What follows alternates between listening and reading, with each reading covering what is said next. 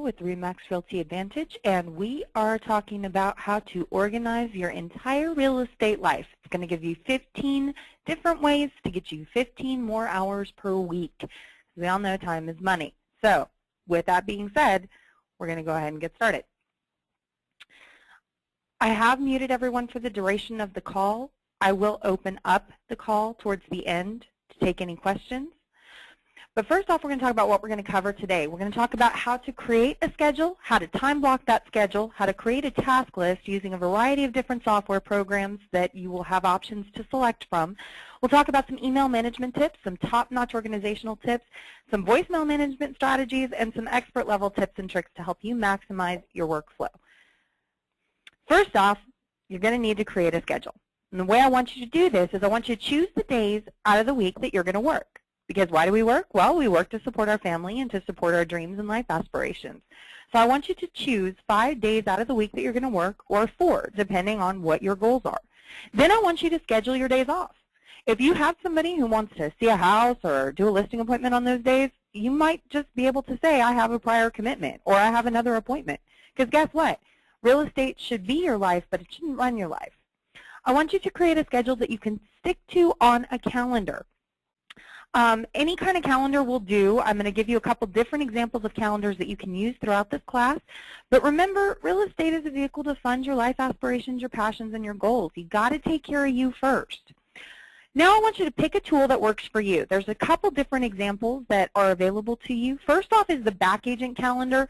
I like this one a lot, and I use it personally. It syncs with your Outlook and also your phone, so you can have those simultaneously integrated. You can also use an Outlook calendar as I do, or even go old school and use a day timer.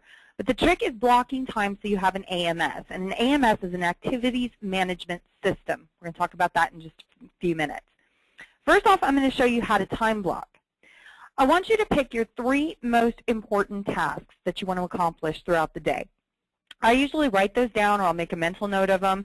You know, eat your frogs first. If you know that prospecting is essential to your business, which it is, one example is prospect until I set one appointment. You know, number 2 on the list could be change your voicemail, which I'm going to go into how you do it, why you do it, and what to say on some following slides. Number 3 could be follow up on all pending emails. If you have a contract, you're negotiating a transaction, those are your 3 most important things to do every day. Then I want you to create a workable task list. You know, how are you going to do that? Well, you can do Outlook tasks, you can do the tasks in the Gmail app, or there's a couple different apps you can use for your phone depending on what your favorite platform is. One is Remember the Milk, the other one is Evernote, and I'm going to go over each one of those with you in just a moment as well. But first off, let's talk about how you create tasks in Outlook.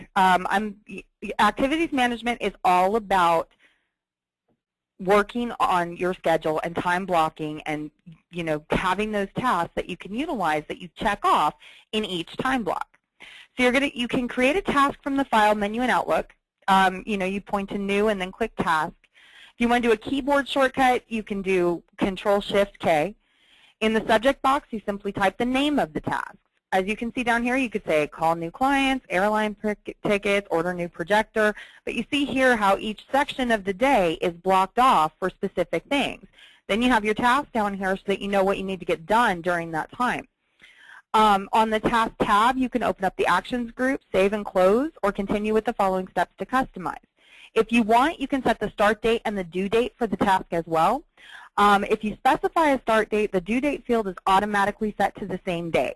There's a little bit more information on this at this hyperlink below, which is live, and I will upload these slides into Back Agent in addition to have them available to you on SlideShare, so you have that information available to you, but I'll also do a live demonstration in just a moment. So more on creating tasks in Outlook, you can actually set recurring tasks, and I'm going to show you how to do both. So for example, if you know that you need to talk to 10 people a day, you go in the task tab, you go into the options group, and you can actually set that task to recur every single day. In the task recurrence dialog box, you can choose daily, weekly, monthly, or yearly. So this will help you automate your follow-ups as well. You can make the task recur based on a regular interval, or you can make the task recur based on completion date, and I'll show you how to do this as well.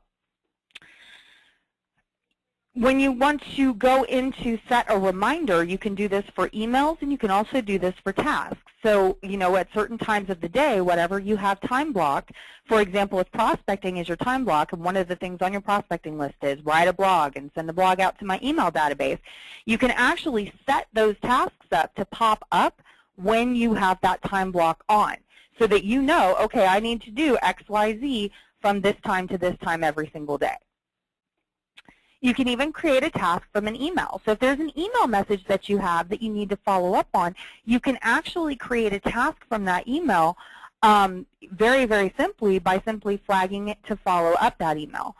Flagging for follow-up also automatically populates that subject line of that email in your task list for the day. So it really does simultaneously integrate everything and makes your life a heck of a lot easier. There's a lot more instructions available on this slide, but I think for the sake of this class, a live demonstration is probably going to be better. More on tasks and email. You can actually drag an email message to the to-do bar to create a to-do item. So that's another way that you can do it. You can arrange it by start date or due date. And once you click an email message to select it, you can drag the message to the task list section of the to-do bar. So when you see a red line with arrows at each end where you want to place that task, simply release the button. But for now, I'm going to give you a live demonstration using my email so that you can actually see it. This is how I do these tasks, for example. You see over here, I have all of my tasks that I need to accomplish throughout the day. If you look at my calendar, you see that I have different things time blocked on here. And I have this synced with my back agent calendar to make my life even easier, so I'm not inputting the same things each time. If you need some help on how to do this, I am offering back agent training in addition to making myself available during Power Hour for those of you who register for those sessions. So tech training, I'm happy to help you guys do this, or either Power Hour, happy to help you walk through this step by step as well. But for the sake of ease, let's say I want to create a new task. Well, I double-clicked on task, and what I'm going to say here is I'm going to prospect, and I'm going to call 10 people over here, okay? Well, in here, what I can do is categorize this task with some kind of color coding, and I can also set this to recur. When you hit the recur button, you can actually hit daily, every 1 day, every weekday, regenerate a new task every 1 day until each task is complete. So this gives you a very, very simple integrated use platform that you can do. If you want to set a reminder for a task, simply click the reminder checkbox over here, and you'll have your date right here and your time right here. So that when you're segmenting this off, if your prospecting time starts at 10 a.m., you can set your prospecting time to be at 10 a.m., and all of a sudden 10 a.m., it's going to pop up, and it's going to say, okay, this is what you need to do during this particular hour of your AMS. Another thing that you can do is if you're working with other people, you can actually assign the task to someone else where you're both getting regular updates on where you're at in the tasking process. You can prioritize the task, low, normal, and high. It makes it a lot easier. And then you can also send status reports to one another through Outlook. So there's a lot of functionality here, and there is additional training that I offer on Outlook as well, both in a webinar format during tech training and during Power Hour as well. So that'll give you some different options to utilize. But that's essentially how you create a task in Outlook. It's very, very easy. If you want to do a simple quick task, you simply go over here, you type whatever task it is in the bar, and you hit enter, and that will give you a task for the day. So if you've written some things down and you don't want to forget them, you can have your email updates during that time. So, you know, as you can see here, my task list is pretty lengthy, but that's okay. Let's say I wanted to follow up with an email. Let's say I wanted to move her over here because I need to follow up with her today. Well, just by dragging and dropping, it's going to populate that right there. So now I know to follow up with her. I can also follow up over here by opening up the email. Today, tomorrow, this week, next week, no date or a custom date. And I can even add a reminder to myself as well. Once I get through those emails, I simply click them off over here and say that they're completed, and then it populates with the rest of my tasks for the next day if I need to follow up again. So it definitely helps me organize my life and keep straight on all of that. So back to the PowerPoint. Let's talk for a moment and say you don't want to use Outlook and you want to use something else. Well, there is an app for your phone. It is available for both Droid and iPhone users. It's called Remember the Milk. So what it does is you simply type in the task that you need. You can get reminded on several different platforms. You can organize it however you want, and you can even make it location-based. So if you know you're going to be in a certain area of town, and let's say you need to pick up some HOA docs or do a pop-by for a builder or something like that, you can actually have something to remind you to do something based on that location. You also have an opportunity to list, share, and publish different things. You know, you can do subject lines, you can attach a file, you can do pretty much the same tasks that you can in Outlook, just using it in a mobile format. Another very popular program is called Evernote. You can sign up for Evernote for free online, and it will sync your notes, your web clips, your files, images, and it's going to make it available to everything else you use. So there is a high level of functionality here, and you don't have to be really tech savvy to use it. But it's also going to help you remember things you like. So you can save, you know, cool, exciting things that you see online.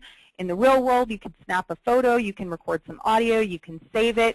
You can also share all of this data with someone else, you know, with your friends and colleagues, collaborate on projects, and, you know, have a lot more seamless communication. One example of how you could use this would be when you're dealing with a loan officer and a buyer. You can actually talk to both of them simultaneously so everybody is on the same page if you're all using Evernote. So there's a lot of opportunity here. There's a lot of millennials using Evernote right now, so it's definitely a platform that you want to get familiar with. There's also a lot of people using Outlook. That's another very popular one. So it's really up to you. Evernote is free for the most part. Outlook is going to cost you about $99 per year for Microsoft Office 365, but it does give you the entire suite of Microsoft Office products as well. So just something to think about as far as that goes. Now I want you to go over a few organizational rules that I live by. First is, and probably most important, is pick a tool, any tool, and stick with it. Whatever calendar or task tool you're using, I want you to find the one that works best for you, and I want you to stick with that. Don't, you know, start jumping between multiple platforms. Then I want you to do one thing at a time. I often say, how do you eat an elephant? Well, one bite at a time. When you're starting to feel overwhelmed, when you're starting to feel like there's not enough time in the day or there's too many tasks, just focus on that one thing at a time and work in that time block. You know, there are things that you can move around in the day, so don't stress too much. One of the things that I do is I'll set the timer on my phone for each block on my activities management system. And during that time block, I will focus completely. I don't take phone calls. I don't got a minute. I don't have a text. I don't do emails. I'm focused 100% on that task. Find that it helps me be a lot more efficient. Now, that is a way. It's not the only way, but it's just a hint. Then I want you to do it now. You know, I prioritize every day my task list from my most important, which, you know, for real estate is cough, cough, prospecting, to least important. And then here's something else that, you know, we all probably would benefit from knowing. Don't be afraid to say no. You know, no is a very powerful word, and it is okay to say, no, I don't have time for this right now, but I do have time for this at, you know, this time to this time. For example, you know, if I'm focusing on something and somebody says, hey, you got a minute, I'll say, you know, I do, but I have a minute during 2 to 3 for power hour or something like that. So you have that ability with your day as well. Now I want to talk about voicemail. One new tactic that I am using to be a little bit less reactive to my phone, because let's all be honest here, it's pretty easy to get reactive to your phone in the real estate world. So one thing that I do every morning, and one thing on my task list for my activities management system, is I change my voicemail. And it's very simple. It just says, you've reached the voicemail of, for me, Shauna Zamarripa. Today is whatever the date is. I will be in the office from 8:30 a.m. to 5:30 p.m. I return calls from 11:30 to 12 and from 4 to 5 each day. Please leave me your number and a message, and I'll return your call during the allotted time. And remember, success is a journey, not a destination. So whenever you're doing something like that, You can use an effective voicemail message to manage your day and control the expectations of your clients. That way they're not getting, flustered, like, oh, they're ignoring me, they're not, doing this, they're not doing that. You're just simply letting them know, hey, I'm busy, I have these other things that I have to attend to, I am running a business, this is when I return phone calls. So it's setting up a very, very good expectation. Another rule to remember is conflict only arises when expectations differ. So if you set those expectations up front, it's really going to help you. You're really only setting yourself up for success using this method. I used this method a lot when I was in real estate, and I got out of this habit until my business coach reminded me of it last week. I have been using it every day. I simply just call into my voicemail on my Bluetooth on my way to work, change my voicemail message, and bam, it's done for the day. When I was with clients, for example, I would tell them up front when I'm with a client or when I'm showing property, I want to give whoever is in front of me my full and undivided attention, just like what I'm giving to you right now. People appreciate that. When you're constantly checking your phone, when you're constantly, grabbing at your phone during the middle of a conversation, it destroys the flow of the conversation, and also it can get very frustrating to a potential client or new home sales counselor. So it's important to not always be reactive to your phone. Your phone is a tool. It shouldn't run your life. The second thing that you can do is actually change your message again at the end of the day, because, sometimes you'll have buyers call in and they're calling in at 9 at night or 10 at night. It's a little late. So you have every right to say, hey, you've, reached the voicemail of Shawna Zamarripa. You've reached me after hours. I'll be in the office tomorrow from whatever time to whatever time.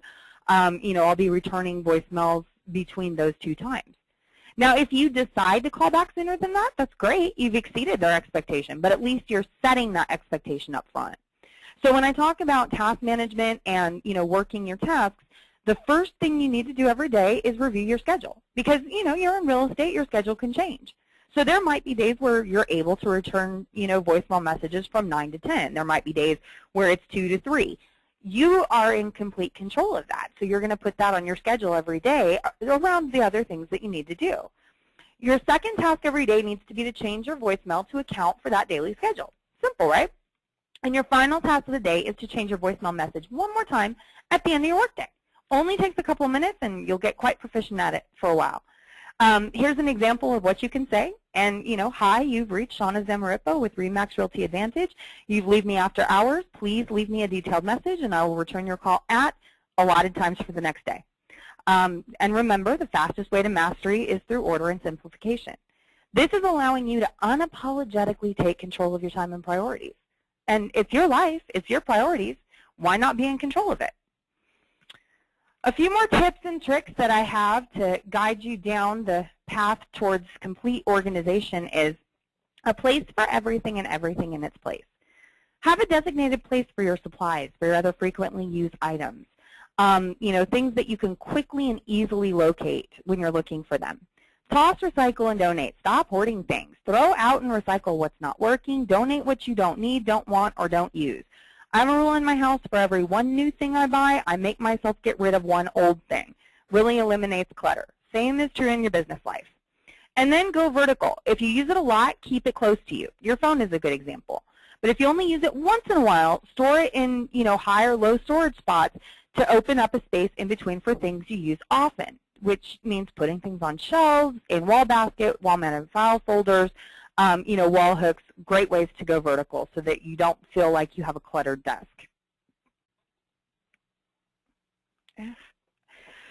And then, of course, you can label things. Labeling not only helps keep you better organized, but it helps others function more independently in your workspace. So as you're growing, as you're leveraging yourself, as you're hiring assistants, if you have everything organized and labeled, it's so easy to train them and bring somebody up to speed.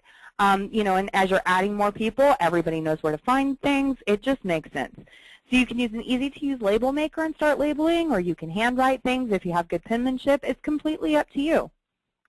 Then I want you to create a meeting bin. There's those moments where we can never find what we need for a meeting. If you have a designated bin in your workspace that's devoted to that, whenever you think of something that you're going to need for your next meeting, put it in the bin. Then when it comes time for the meeting, you're going to have everything in one place. So if you have a listing appointment that you're going to be working on and, you get interrupted, you can't focus during that allotted time, you've got some information in the meeting bin, you look back, you say, okay, I can go into CRS and run the CMA a different way. You put that in the meeting bin. So you're compartmentalizing all these things so that you're not feeling overwhelmed with a single task, but you'll also have everything ready to go when it comes time. And then create a pending folder. A pending folder helps you clear off your desk and centralize pending projects. I take this a step further. I actually have a need to follow up or pending folder in my email because I cannot stand having a lot of junk in my inbox. And it just helps me do my workflow a little bit better. So all I do is drag and drop it into that folder, and then when it's time for me to get to those emails, that's when I go through that folder. You can also keep a notebook close by. It can be an old school notebook. It can be something on your phone. It can be a call log, a journal, something to keep a record of telephone messages. You can jot down some important notes, reminders on phone calls, whatever it is. You can even do voice recordings and voice reminders on your phone, so it's another great way for you to have those things all together. And before you leave for the day, get your desk in order. Before you leave for a showing appointment, before you leave for a buyer appointment, when you come back from that, no matter how it went, you know that you're coming back to a very organized desk to where you can find things, there's no chaos, and there's no clutter.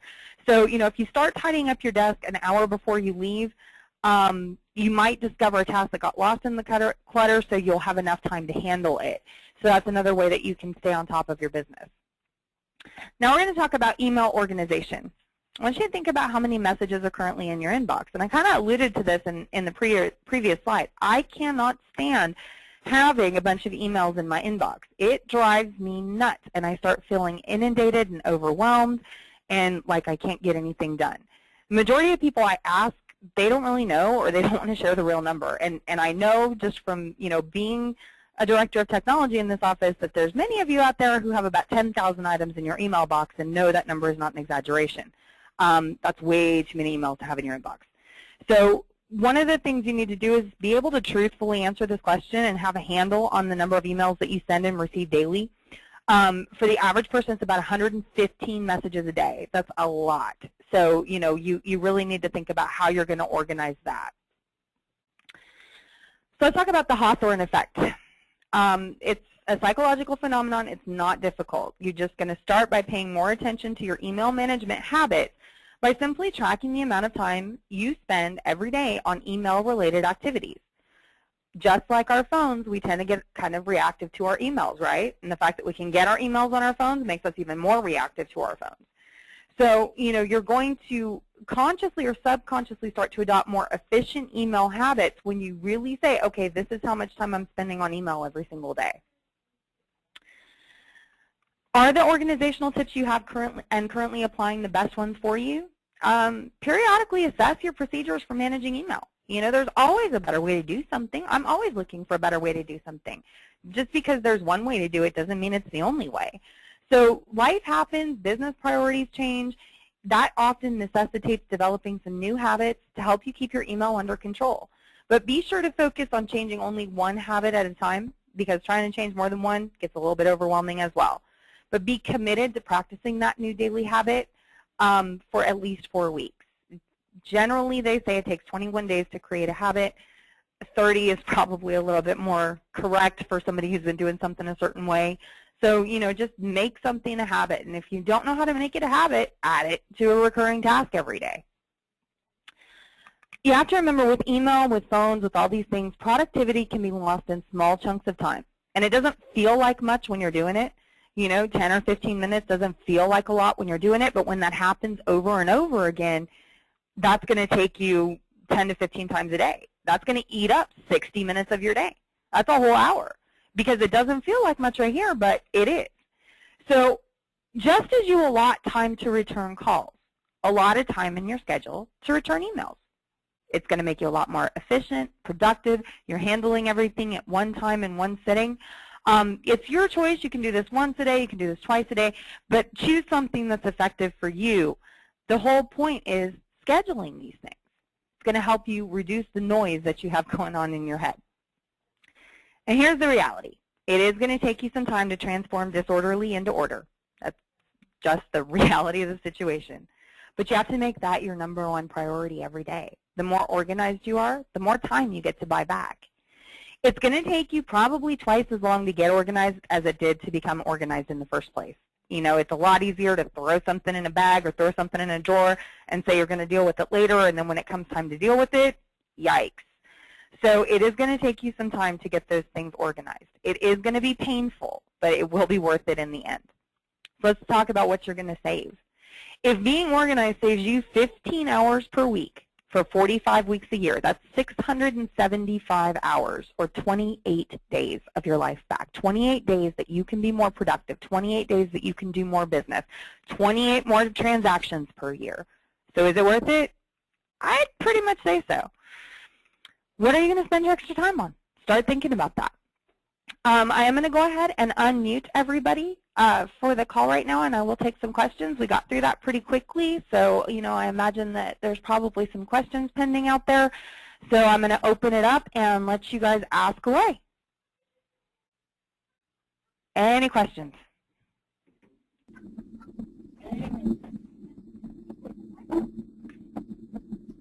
No? No questions?